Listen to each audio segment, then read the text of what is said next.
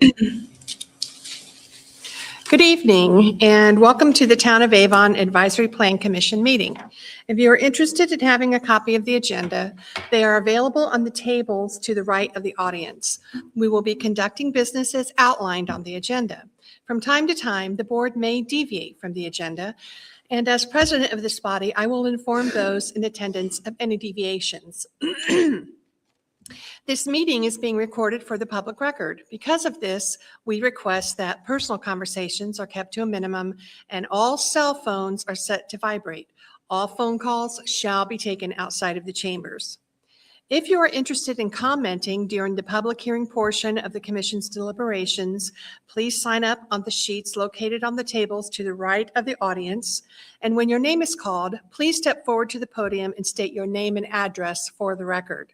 Please address your comments to the board and not to the staff or to the petitioner. Your comments should relate directly to the case at hand. During the conduct of the public hearing portion of the Commission's deliberations, the petitioner will have 10 minutes to present their case to the Commission. Remonstrators will have 10 minutes to present objections to the petition.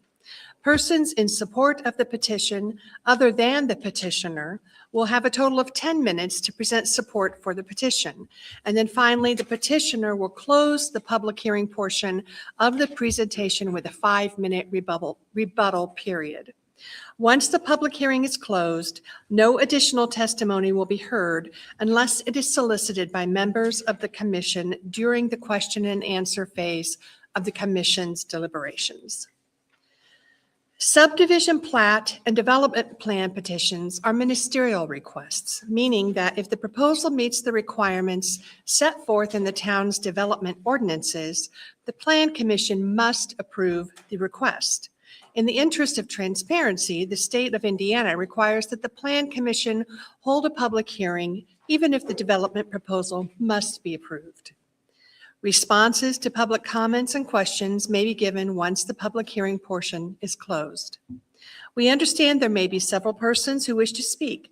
In order to keep the meeting running in a timely fashion, we would request that you not repeat previous comments. Thank you for your assistance in facilitating a respectful, fair, and timely meeting. Again, welcome, and please stand for the pledge.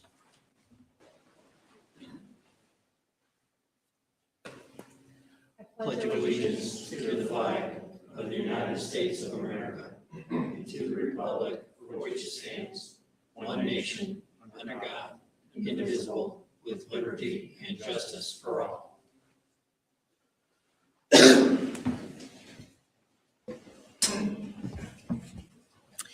We could do the roll call, please. Greg Zuzan. Here. Paul Guckenberger. Here. Catherine Ransberg. Here. Dave Kaufman. Dave Kaufman is absent. Bill Reed. Here. Andrew Rockebrand. Here. Jennifer Spencer. Jennifer Spencer is absent. We do have a quorum. However, I would like to point out to the people who are present today that because we do not have a full body available, if you are wanting to have the full body hear your case as opposed to just simply the quorum, this would be an opportunity for you to consider whether or not you want to continue this until a time when we would have a full quorum, a full membership present. Let's move on to the approval of the meeting minutes. Where did I put those? Has everybody had an opportunity to read the minutes? Are there any suggestions for changes, edits, questions? I make a motion to approve the minutes as submitted. Second. Having heard a motion and a second, all in favor say aye. Aye. Meeting minutes of March 23rd are approved. We now turn to the public comment portion of our hearing, and this is the opportunity for anybody present to speak about anything that is not on tonight's hearing. If it's already scheduled for tonight's hearing, then please wait for that agenda item to come up. Otherwise, if you'd like to speak about something else, this is your opportunity to step forward. Anybody want to talk about something that's not being heard tonight? Okay, in that case, our public comment portion of the meeting is closed. Have there been any requests for continuances or agenda modifications? Thank you, President Ransberg, members of the commission. Staff would draw your attention to DPR 2604 under new business. Although you have a full report in your packet, staff was suggesting that this would probably be best continued to your May hearing to allow for some revisions to the site and landscaping plan. This is for Avon Landing, Building 3. Nope, this is DPR 2604, Rice Gymnastics Gymnastics, at okay. 8170 Kingston Street. We were suggesting this should probably be continued to May. That was prior to the Board of Zoning Appeals hearing last week where a variance request for this property was denied. And so that will also require some change to the site plan. And so the petitioner is in agreement with continuing this to your May 26th hearing without additional notice. Is this a petitioner's request or a staff request? Let's call it a staff request. Okay. Any comments or discussion about the staff's request to move DPR 2604 to the May 26th meeting, I think you said? Yes. Okay. Okay. I'll entertain a motion. I'll make that motion to approve the continuance of DPR 26-04 Rights Gymnastics to our May 26th, 2026 meeting. Do we hear a second? Second. Having had a motion and a second, we'll now take a roll call vote. Reed, 4. Rockabrand, 4. Zuzen, 4. Guggenberger, 4. Ransberg. 4.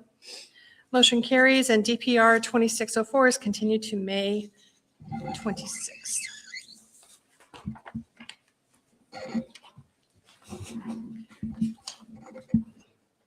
There is no old business, so we now go on to new business, which is DPR 2602 Avon Landing, Building 3.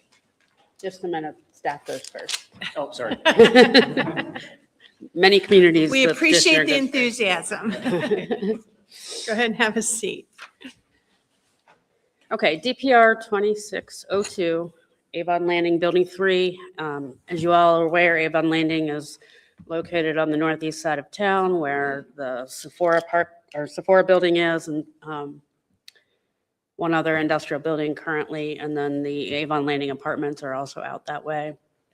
This development would be for 2569 Logistics Way, which is the southeast corner of Logistics Way and Ronald Reagan, Lot 3 of the plat.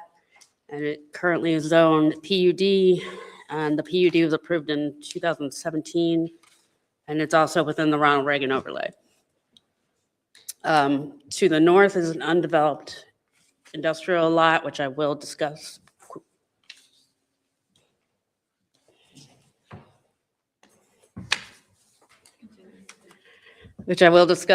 Briefly. To the west is an existing industrial building. To the east is the Avon Landing apartments that I mentioned earlier. And to the south is an undeveloped piece of land that is currently zoned residential. The comprehensive plan recommends industrial for the site, so it would be consistent with the comprehensive plan. This is an aerial photo of the site. It's outlined in white. You'll see the Sephora building here. This is 900 Reagan. Another industrial building here. That was the first one that went up. Avon Landing apartments are across Ronald Reagan. This is a little bit zoomed in. That is the zoning. So everything that's in the Avon Landing PUD is in pink. Except for over here, this is residential across 900. The R1 shown south of the PUD is still R1, but it is planned for more industrial development similar to what is in this development. Just a few quick photos here. This is looking southeast towards the site across Logistics Way. This is the south side of Logistics Way. The site is to the right. Looking directly into the site again, the existing pond on site is already there, as you can see. This is turned around looking towards Sephora's in the background here. So the site is to your left. This is the existing building one, I think it is, to the west of the current site. That is the Sephora building if you look to the southwest. This is looking due east on Logistics Way, and you can see in the distance the Avon Landing Apartments. The site is to your right. And then this is looking south from the east edge of the property. Ronald Reagan is to your left, and the majority of the site is to your right. History of the property, I wanted to point out the property that's to the north was approved for Building 2 for Avon Landing, and it was approved in 2003. It was approved with similar architectural waivers as are being requested today for this building. And it was not approved with the driveway separation, which I will talk about when we get to that one. The site does have an amendment that was made to the original PUD for the size of the industrial buildings. And then the building 1 and then the plat are also included in the history. So they're looking to construct an approximately 156,000 square foot industrial building. It would be for speculative occupancy with associated parking and loading, drainage. And then they have requested 3 waivers here, which we will go through each one separately. So this is the site plan as proposed. I have it. The building in the main portion of the site, and then 2 entrance drives shown here and here. Ronald Reagan is over here to your right. It would be automobile parking up here to the north of the building, and then truck loading to the south. This isn't real clear on this photo, but it is the landscape plan, and the landscape on there has been reviewed. I will note, and this is not in the end of your staff report, I have added a condition, which will be on the screen at the end, but there are perimeter trees here, or what we call parkway trees, along Logistics Way, along the south side. And they were shown on the site plan and the landscaping plan, and I didn't catch it until after your staff report went out, but there are not any right in this area immediately west of the pond. And the reason for that is there was a temporary turnaround cul-de-sac here for a few years before it was taken out when Logistics Way was extended to the south. So the parkway trees here are missing, and they just need to go in. And so I've added a 4th condition to your staff, or to the staff report, that the parkway trees be added to the landscaping plan. These are the building elevations proposed. They're very similar to what's existing around it, and they're also similar to what was approved across the street, although never constructed. So we're going to talk about the first waiver now, and that relates to the separation of the new drive with Logistics Way and how far the distance that is from the intersection at Reagan. Our thoroughfare plan identifies Logistics Way as a business collector here. And the separation that's required is 300 feet from the stop bar here at Reagan. This way should be 300 feet. The planning documents for the original PUD showed the drive in the proposed location that you saw in the site plan. So it had always planned to be here. You will also see when the plat was approved, the drainage system for the entire development was put in, so you could kind of see here where the building footprint's going to go. So everything's been graded and such for the existing drainage system. So relocating the building is not ideal because it's already been developed and improved for the drainage system. Additionally, in 2017, when the PUD was originally approved, the thoroughfare plan did not include Logistics Way. And when the PUD was approved, I think it was going to be assumed that this was going to be a local street and not a collector, but it's since changed to a collector. So here's a blow up of the intersection, and our standards require you to measure the distance separation from the edge of the drive, so right here, to the stop bar at Reagan. Our DPW director required this curve here to be much wider than it was originally going to be, for the purposes of having trucks coming out here, being able to make this turn without moving into oncoming traffic, and then also not blocking both of these lanes when they pulled out to stop at the light. So requiring that made the edge of this driveway much closer to the stop bar when the distance actually did not change from where the edge of the driveway would normally be. If you measure from the center line of the drive to the stop bar, it's approximately 250 feet. And then you'll also note that Reagan has a wide right-of-way. So from the edge of the pavement, if you come westward from that to this line, which is the property line, 70 feet, which is a large right-of-way.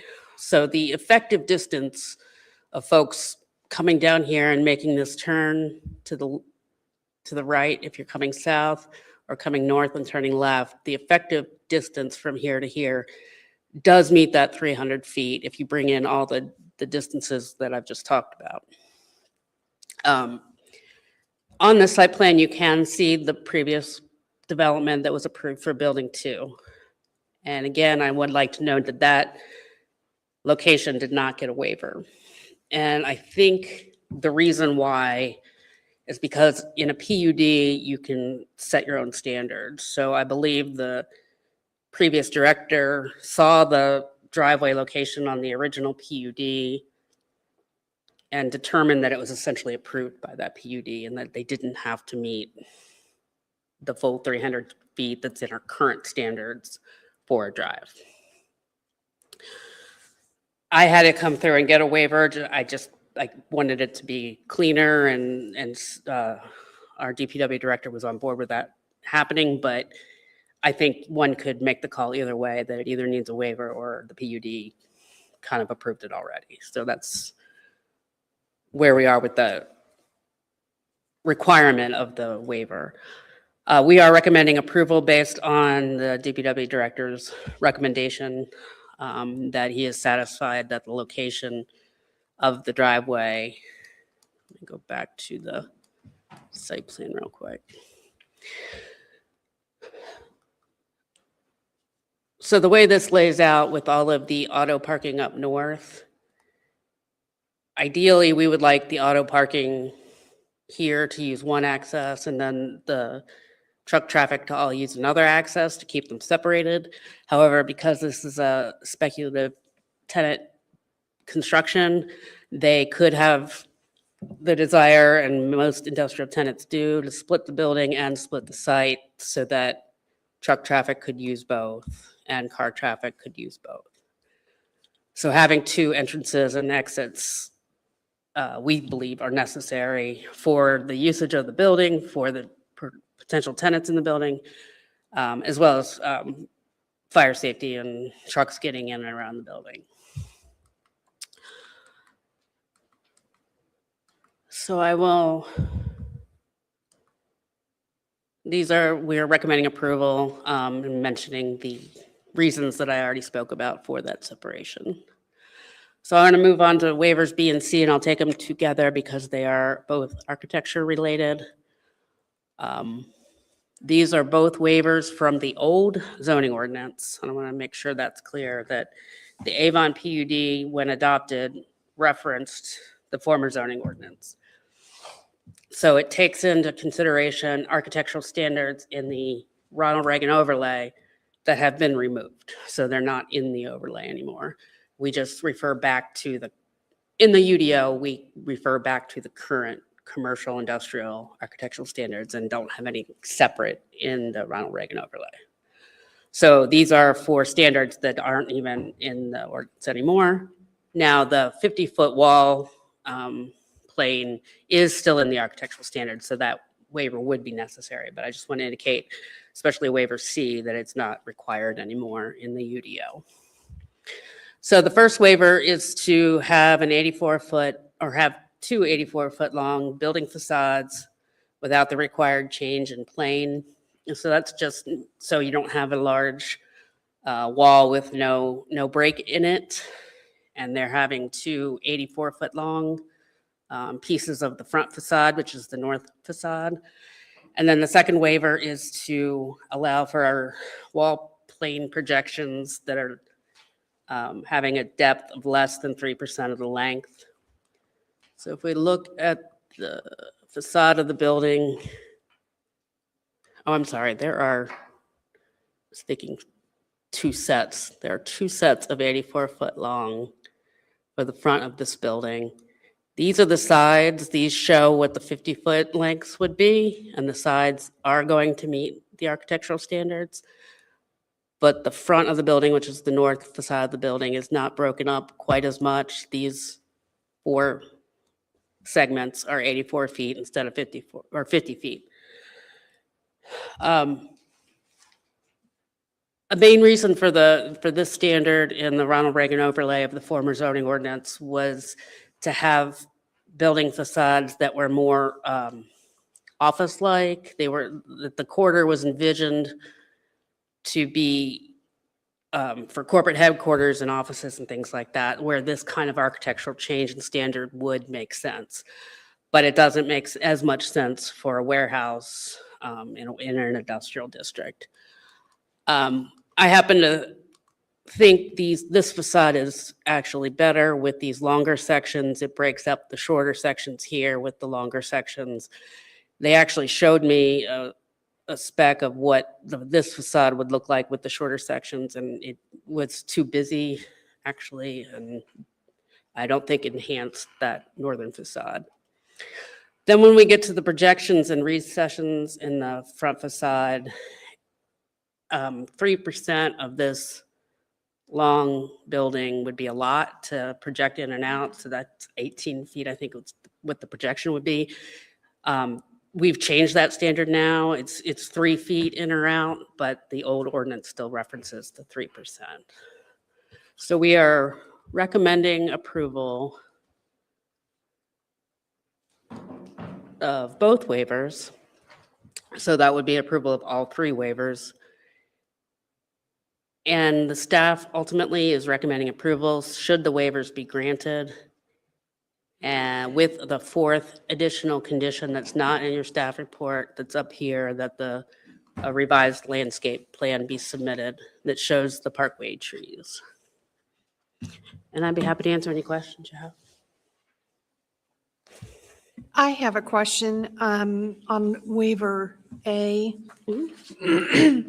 There's two entrances off of Logistics Way. Mhm. And the western entrance doesn't appear to have that broad curve that the one nearest Ronald Reagan has Mhm. in order to allow trucks to avoid. And why would that not be necessary there, as well as why would that broad, and I appreciate the design intent, it's a safety issue, but why would that also apply to the second entry? So making the right turn, generally a truck can make that, but they sometimes make a broader turn than they need to. In this instance, someone making a wrong button. Someone making this broad turn and then going into oncoming traffic is significantly more of a problem from a safety standard for someone coming down here and turning and then automatically seeing a truck. Whereas the other location, if they swing out for a second or two, the oncoming traffic will certainly see that and not have as much of a safety issue Because they would already be on the in the drive. other lane. Okay. How many semis can you stack there before you back into that exit? How long is the semi? 48, 50 feet. Well, then the other unknown is you could be going right or you could be going left. So you really have two stacking lanes then. Right, that's correct. I would say probably 2, comfortably 3. All right. And then go back to the western Oh, yeah. egress, ingress. Down on the bottom, it doesn't tie into the existing, is there an existing driveway lower down? Down here, Right up, right there. Is there's that- an existing drive here to the other industrial building. do we it need does to not have line them up. Match up? line Well, up? there's, the pond is here. The Right, pond- so could you move the pond and move the pond up, drive the driveway down? Well, it's already there. Oh, That's it. well, you want to And that's drain part it of then? the drain. You want to That's- drain it and relocate it then? And this separation is compliant between these two. So I have a question on the waiver C, B, and C. So it's really a waiver of the PUD requirements that they're asking for, even though they reference the old zoning ordinance. They did that for a shortcut to indicate the standards, but it's their PUD they're asking a waiver for. It's a waiver of this, the PUD referenced the former zoning ordinance. Right. And the separation distance in the former zoning ordinance was the same as today. The classification of that street was not the same as today. Oh, you're talking, B and C, the articulation, I guess. I'm sorry. Yeah. Say the question again. So they're asking for a waiver of for their PUD, Mhm. their standards, their requirements, not to our zoning ordinances. Because even though they may reference that, it's what they wanted to have approved that they were going to design and build to. So why do they need that? Well, I'll ask the petitioner about the waivers, but it's to the PUD, not to our zoning ordinance. Correct. Okay. So I guess that I want to follow up with that because I'm not sure I completely understand if it's, it is PUD, correct? And they set their own standards Yes. and they're not required. So does that mean they're not required to come to us for a waiver or they're required to come to us to waive either their standards as well? They're required to come before us on the architectural standards for sure, because those are referenced in the PUD. Okay. A PUD can amend ordinance, any standards, a written district. The PUD didn't say this is where the driveway cut will be, but it showed it. So one could say that it was already approved in that location, that curb cut. Okay, but my question is, even though the PUD's established its own standards, in order to get away from those standards, they still have to come to us for a waiver? Yes. Okay, so it doesn't matter. The fact that it's a PUD is irrelevant. Well, what I was trying to imply is, or trying to indicate was, I could have made a call that the PUD had already waived this separation. I chose to have them come to you to get the waiver, but I'm just saying that's why the one to the north didn't, because I believe the planning director made the call that the separation was already on paper in the PUD. It's a Okay. judgment call. Okay, But on the building standards, they would need to get a waiver because they Correct. they're asking not to develop to the requirements that were agreed to, that they set forward in their PUD. Correct. Then on B and C, the existing building that is there, that 400 and some square foot building, does it have the same waivers within the architecture of that building? That building did not request any waivers. I did not measure the facade pieces in it to see if it actually meets it. But the one across Logistics Way definitely got waivers of these requirements. and just so I understand waiver C, basically the PUD said 3%. Ours says 3 feet, Correct. correct. And 3% would have not looked, 3% is more similar to a smaller office building. It would make sense in that type of thing. But when you have a facade this long, an 18-foot projection and recession okay, isn't practical. okay.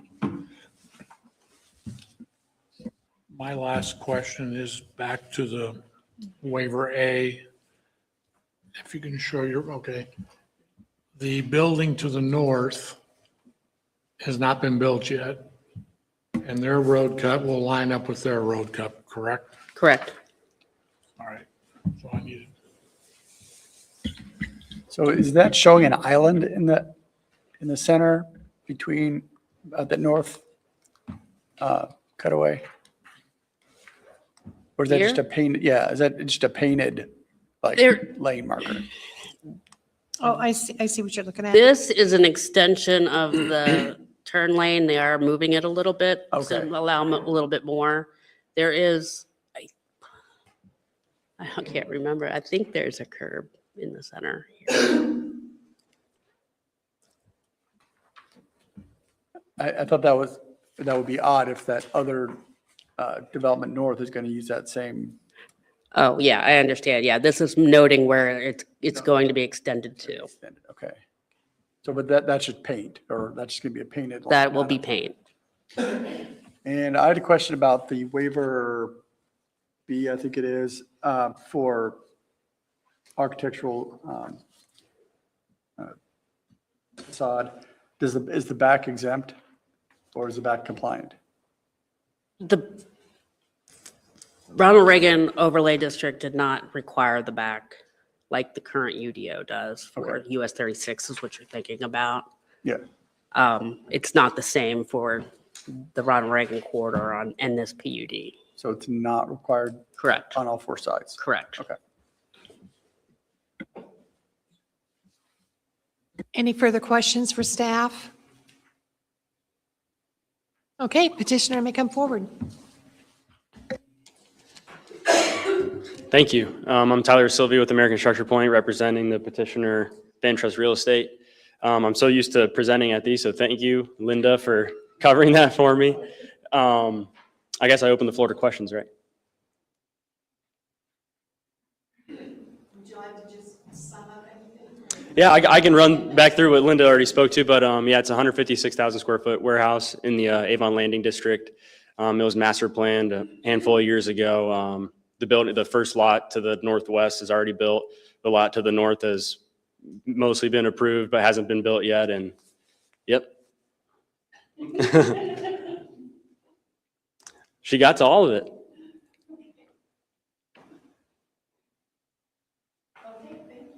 Thank you. Tyler, you have a question you want, I can address maybe some of the. Oh yeah, the architectural questions. Yeah. Throw some history out here too. My name's Paul Meyer. I'm with JRA Architecture.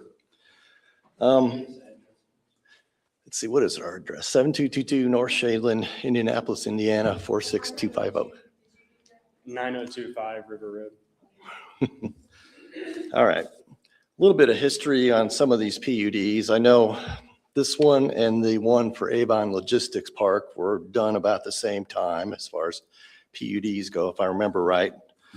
I do forget things now. I'm getting a little older here, so I don't have an ironclad memory. But at that time, I believe you had a planning director who was sort of an interim director, if I remember right, when these couple PUDs came up. And I think her rationale was she wanted to have that wording in the PUD, and she wanted us to bring in and make a case for the exceptions, which is the waiver process. So I think that's kind of her thinking. She knew it wasn't really appropriate, but she didn't want to just let us do whatever we wanted. She wanted to make sure the Plan Commission has an ability to understand why we're asking for the waiver from our own PUD. I know it's a little silly, and we tried to tell her that, our attorney tried to tell her not to do that, but it's in place. And since then, we've developed a few buildings here, and down in Avon Logistics Center over by the rail yard as well. So we're going to do another building there, and we're going to have to ask for the same kind of waivers. So it's not that we don't want to comply, it's just they don't make a lot of sense for this building type in particular. And we're talking about the 3% facade length. I think that's C. On this length of building, the long length, it'd be almost 24 feet of a projection or a recess, which is pretty big, pretty deep at 3%. Now on the sides, that still was 7.8 feet. So that's a big divot in your building or a big projection sticking out there. And we'd probably be in the front yard of Ronald Reagan pretty quickly if we did that. So that's why we're doing the projections on these building entrance corners is 3'4". So it does meet the current ordinance for those type of steps. And then there are also some depressions in the facade, which are the vertical stripe areas that kind of break up the facade. And we're in compliance on the Ronald Reagan side because those are 48 feet apart, basically. I think they're 8 foot long, maybe. And the longer facade, like we discussed earlier, when we looked at putting 2 of those in between the entry features, it looked really busy. It kind of chopped up that facade. So we did present that. And so we were hoping, you know, that we spaced them out about 84 feet apart. And they seem to look a lot better in proportion to the building facade. So that's the rationale for those couple waivers that we're asking for. Before you go any further, is there anybody present who'd like to demonstrate against this project? Good. I don't see any. Raise your hand. And I'm assuming everybody else is here to support the project. Is that correct? Awesome. Our protocol. That's fine. We just finished public comment. So does that help kind of illustrate why we're asking for these waivers, or you have any other questions that I can address? Or? Yeah, so I think I appreciate you bringing that history up, and I agree with the planning director at the times, like the idea is not to give the PUD a blank check on you can build whatever because we have no requirements in there. So I'm sure for your referencing the person I'm thinking of, she wanted to have some sort of standards Yeah, in there's there. a check process. And I believe at that time, this property and the one to the north were envisioned to be more of a commercial type development than a warehouse. Mhm. So then that leads to the question I was going to ask to begin with is, are these waivers more to align the development to a warehouse like what Linda was talking about? Is that why you're asking for a waiver to your PD? Yeah, PUD? correct. Because you can see if there's a lot of projections and you've got racks of material, if something comes into the building or, you know, you project out, it's not usable space. And if it comes in, then it's, you know, breaking up your racking, and your forklift traffic paths are zigging and zagging around those projections. So it's not as efficient. So this building, if based off the waivers here, would look more like what's been built behind it and the Sephora, that Right. type of building. I Okay. can't speak for Sephora, but it'll look very much in proportion to the existing building one. Okay, thank you. That was my question. This is in line with what we already have in building 1. Yeah, and the colors are going to be the same as that building as well. So we're trying to remain proportional. I know we need to address the Ronald Reagan facade, so we did that here by breaking that facade up a little bit more since it's directly adjacent to Ronald Reagan.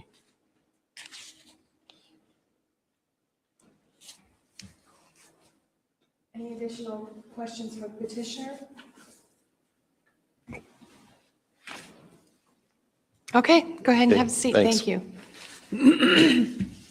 So just for the record, before we can go on to approval of the petition, we first need to address the waivers.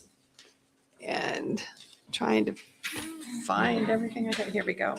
So waiver A, let's go ahead and discuss this. And this obviously has to do, or I shouldn't say obviously, but this is the request for the waiver relating to the drive entrance closest to Ronald Reagan.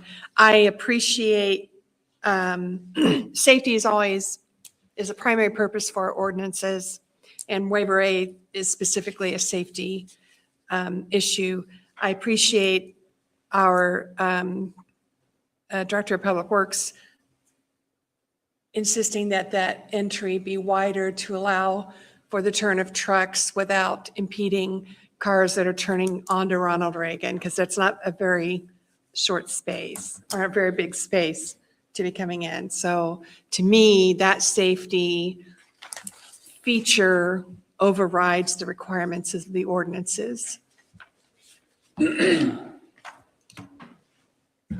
I think that's a compensation that you make. If you can't meet ordinances exactly, like on the other entrance, the ordinance is fully met and there's not a wide cutout. So in this case, because of the short cutout, you make other compensations to increase safety. I think that's exactly what this waiver process is about. I agree. Any other discussion about waiver A? Okay, well then, if we're done with discussion, we'll entertain a motion with regards to waiver A. Is that correct? Yeah, I move that we approve DPR 2602 waiver A request to waive Avon UDO 7.21E to allow for full access driveway under Logistics Way, located approximately 125 feet from the intersection of Ronald Reagan Parkway, with a minimum 300-foot separation required. Since it has satisfied all the requirements for waivers under state law and subject to the approved findings of fact. I'll second. Having heard a motion and a second, we'll now take a vote. Rockerbrand. 4. Reed. 4.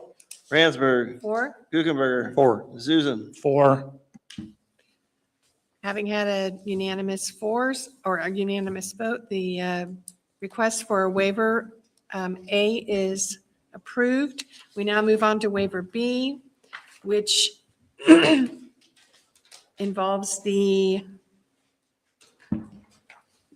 distances between the facade breaks.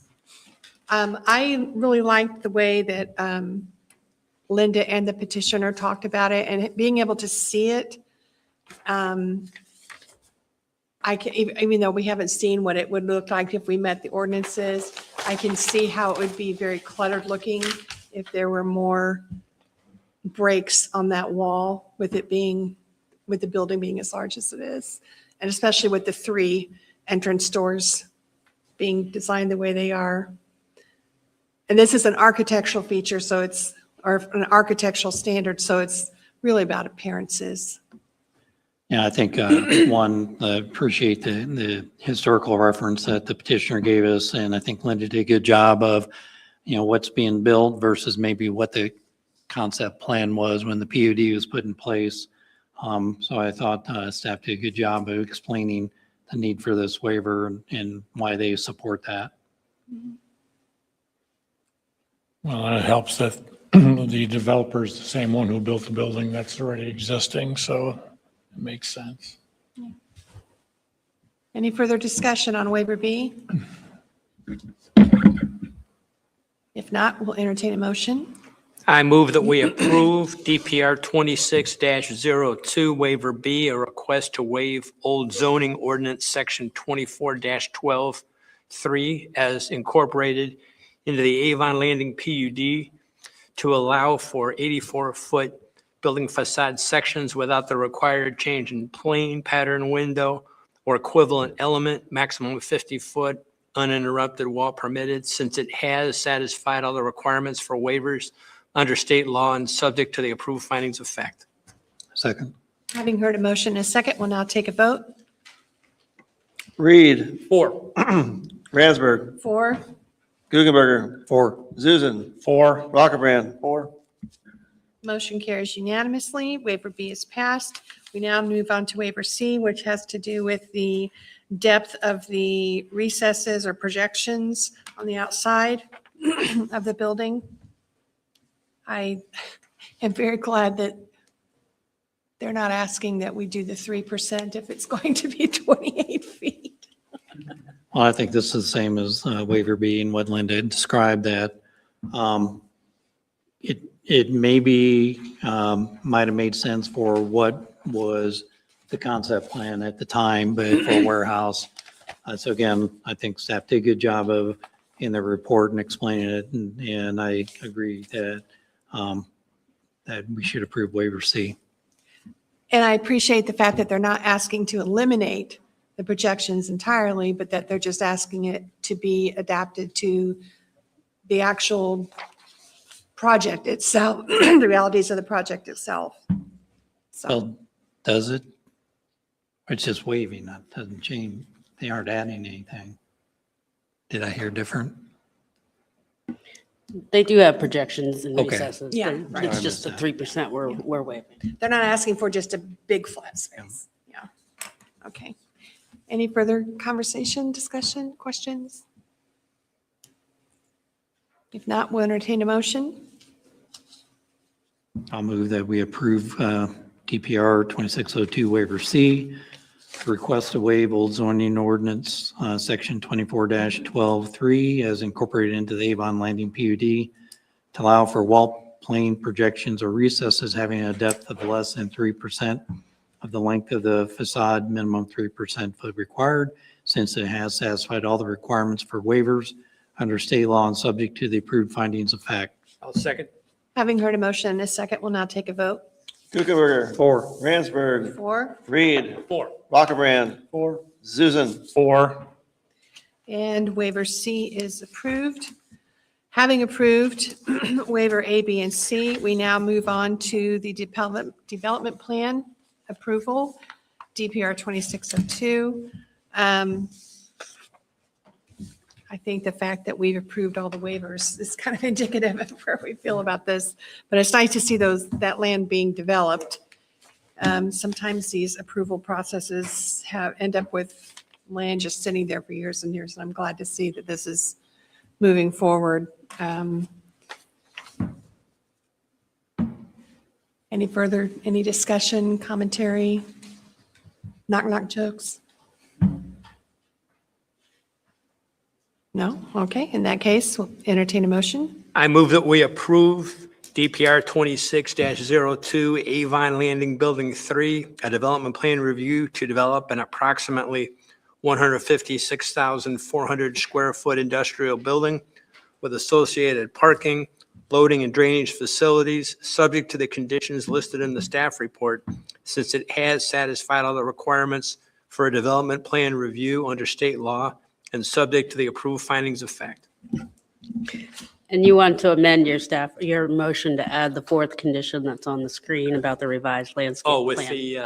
the fourth condition as amended. I thought you did. Thanks. Second. That's the revised landscape plan. Thanks for that. That's the revised landscape plan? Yes. Correct. Oh, yes, thanks for that. I'll second. Second? Second. Having heard a motion and a second, we'll now take a vote. Reed. 4. Rockerbrand. 4.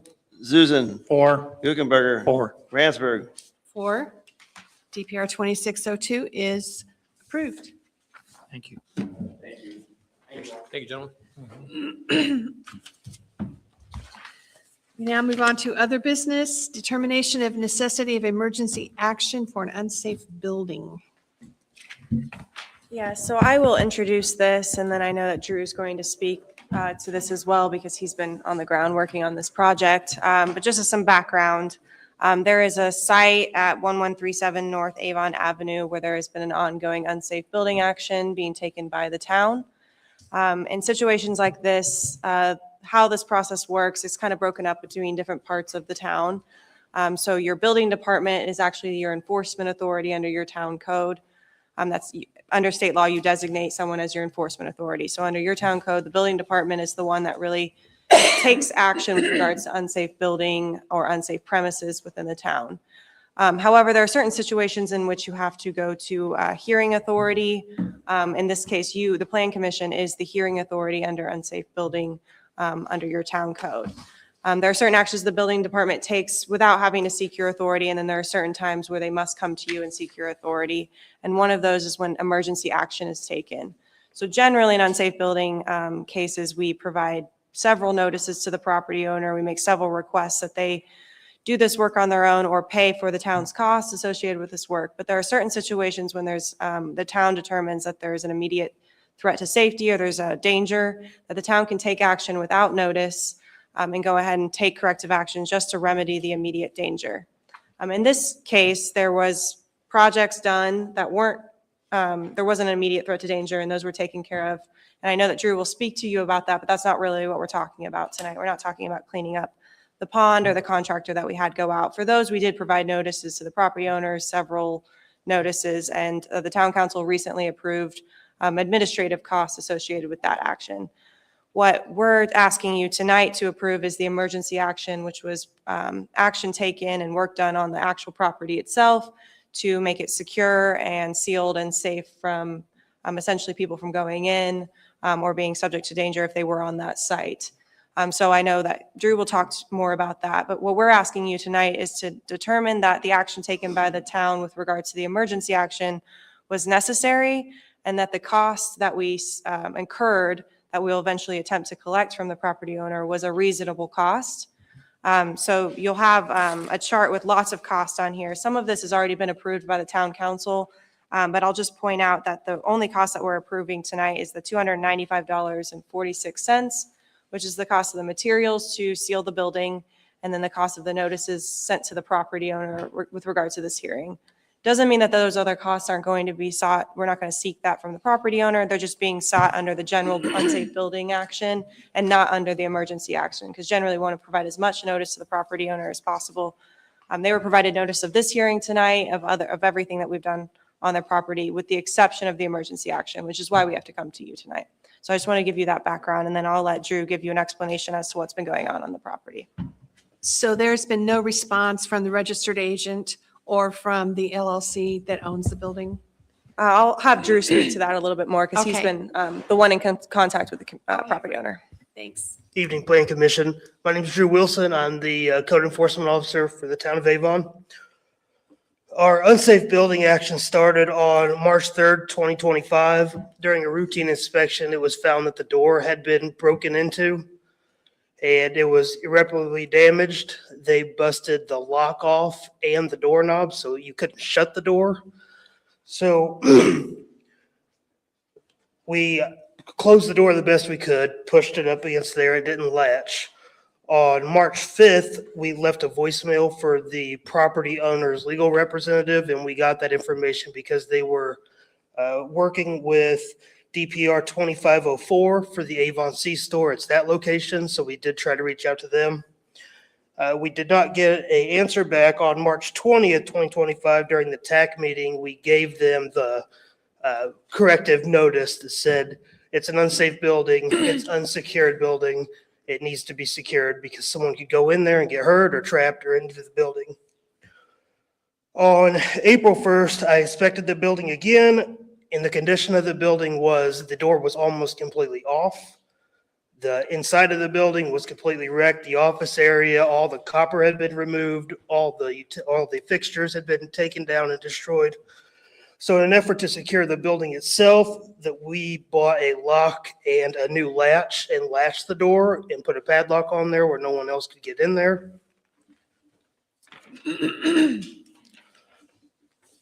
We continued weekly inspections of the site until October 30th, 2025, when during our inspection, we found that someone had busted our brand new lock off of the building and went in and graffitied the building, damaged that.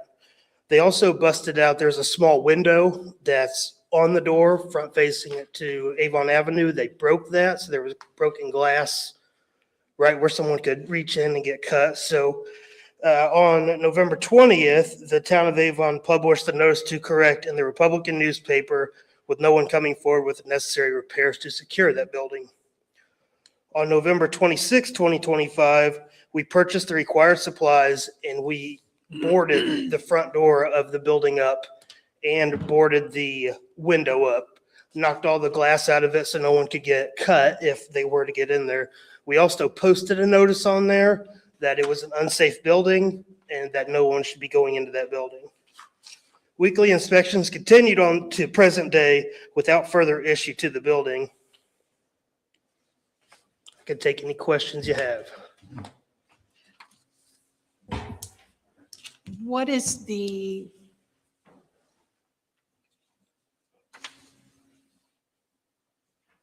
what is the emergency action specifically that you're asking for? It just says necessity of emergency action.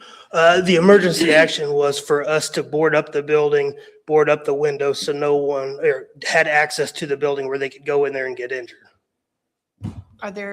Is there an intent to gain eminent domain over this building in order to tear it down, or? The only thing that we're asking tonight is to recoup the cost that we had securing the unsafe building.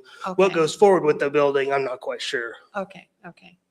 So this is just strictly about an accounting This is request. only just to recoup the cost that the town had to put out to secure that building. And that is $2,074.95? No, the total is $295.46. Oh, the $295.46, okay.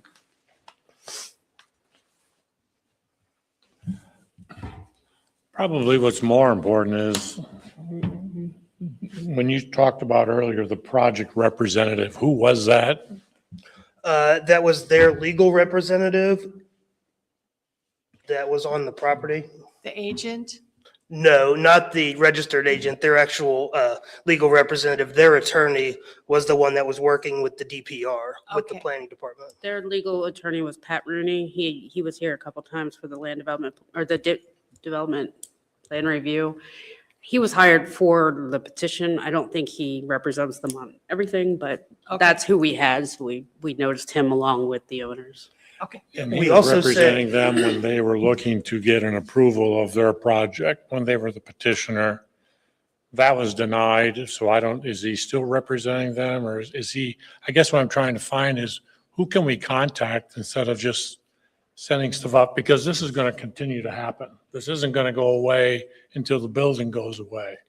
And I don't want to incur the cost of that. And I get what you're trying to do, and you've got better things to do than go over there and look for vagrants or look at any destruction to the existing building. So what do we out do of to the- keep it from happening? The 3 certified letters that we did send for the unsafe building, 2 of them were signed for and returned to us, and that was Mr. Rooney's and the registered agent. Both of them signed for it and returned the green card back to us, but we did not get a response from the property owner himself. which is Three Brothers LLC. Yes. Okay. And we're going to put a lien against the property for any of the costs that we've incurred. Your 295 that you're requesting and whatever the town council approved at their last meeting, correct? Correct. So there's several costs kind of coming from different angles here. So the town council at the last meeting approved the average forecast of processing expense associated with this, which included cost of salaries, times, attorney's fees, cost of notices, cost of searching for these property owners. That's just kind of the administrative cost. We also are going to be collecting the cost of the corrective action that was taken that was not an emergency action. A contractor did go out. We still have another contractor we're anticipating is going to go out to make additional repairs with regards to that pond in the back. So that was done. We're going to have to do that again. So those will be liened as well. They've been provided notices that that work's been done. We have not received payment. We will send them notice of not only tonight's cost, the cost the town council approved, but also the contractor's work. If they don't pay that within a certain period of time, we can file a lien on the property. With respect to this, I know the general concern is broader than the emergency action with regards to this property. There are certain circumstances where if this does go far enough, the property may be considered abandoned under statute. So if we'd make a determination that the property's been abandoned, we could move forward with essentially where the town takes over the property. That's not always, that would be a determination that we'd have the town council eventually make. But at this time, we wanted to just get out there, get this done now, and then we can assess future steps with regards to the property if this is an ongoing issue. The question I had asked was, were the property taxes current? And the answer was yes, just for what's due in May. So if you base it on the taxes are current, would it be difficult to say the property's been abandoned? Potentially. There are several factors that go into the abandonment, but a continuous ongoing unsafe building action is a factor in determining whether it's abandoned. So initiating this action is one step that we're taking with regards to that determination. Thank you.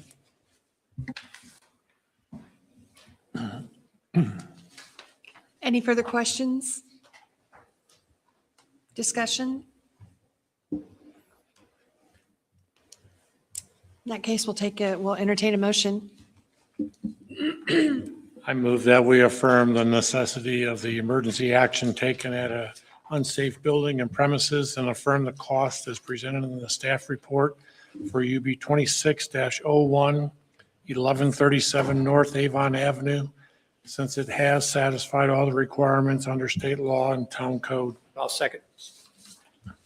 Having heard a motion and a second, we'll now take a vote. Susan, 4. Hugenberger, 4. Ransberg, 4. Reed, 4. Lockerbrand. 4. Having taken a unanimous vote, we now affirm the necessity for, or we affirm UB 2601 for 1137 North Avon Avenue. Committee reports. So BZA had one case where the BZA denied a variance request to put a trash storage area in the front of the building. That was the only case we heard.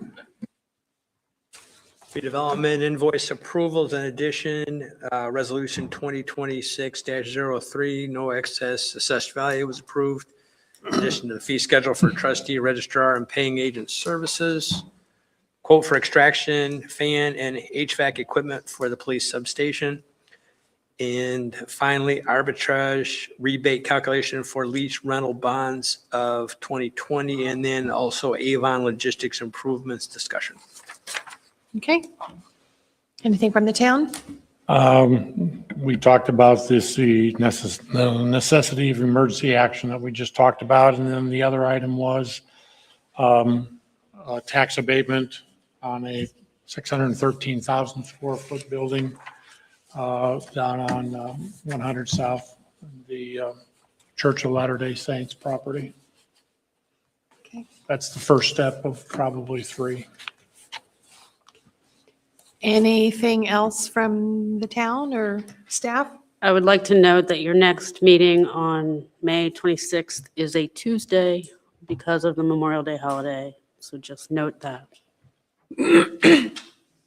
Thank you for that I reminder. will not be here for that meeting. We'll be golfing. I'll be in Europe. In that case, if there's nothing more for the good of the order, we are now adjourned.